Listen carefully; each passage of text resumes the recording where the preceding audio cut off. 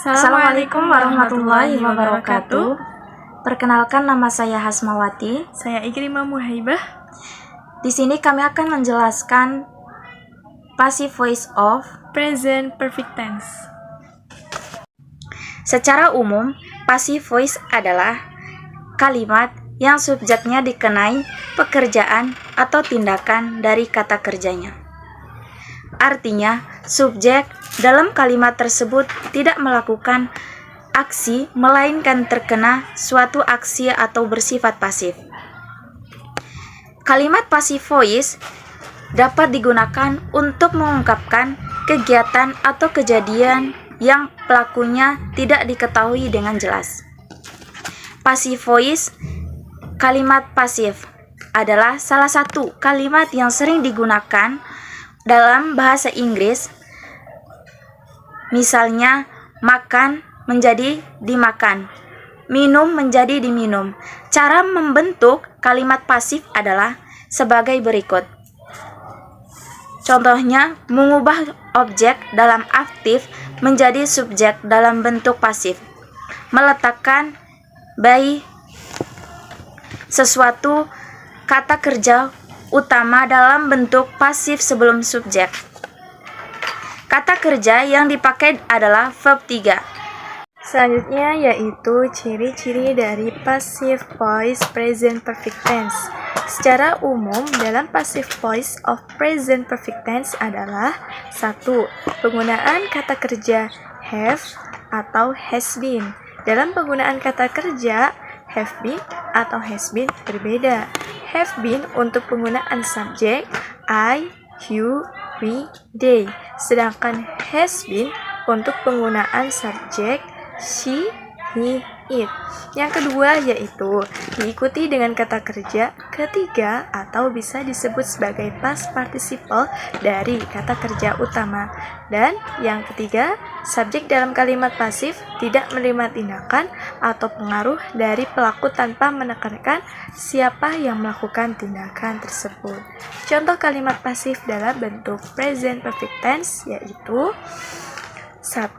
The report has been completed by the team. Laporan telah selesai oleh tim. Yang kedua yaitu the project has been finished.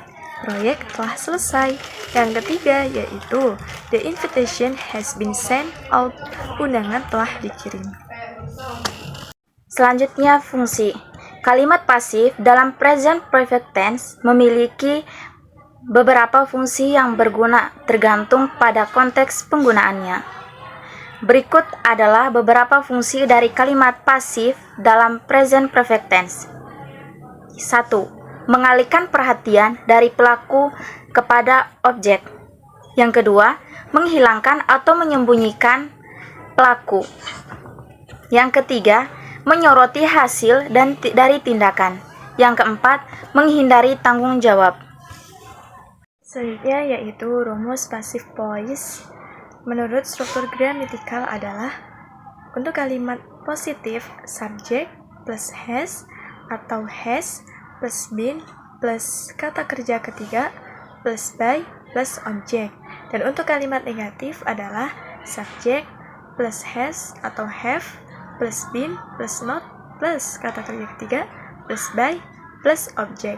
Dan untuk kata tanya adalah has atau have plus subjek plus been plus kata kerja ketiga plus by plus objek.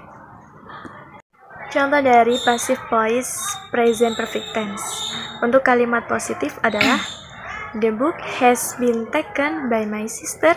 Dan untuk kalimat negatif adalah the book has been not taken by my sister.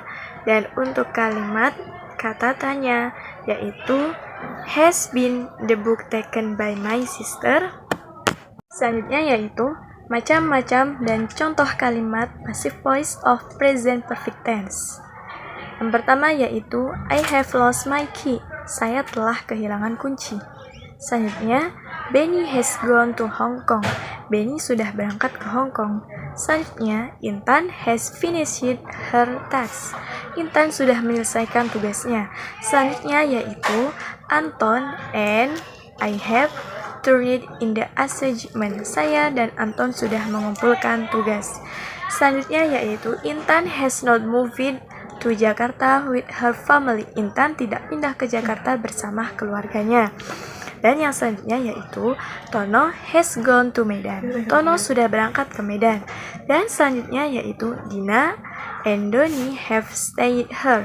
Dina dan Doni sudah pernah menetap di sini.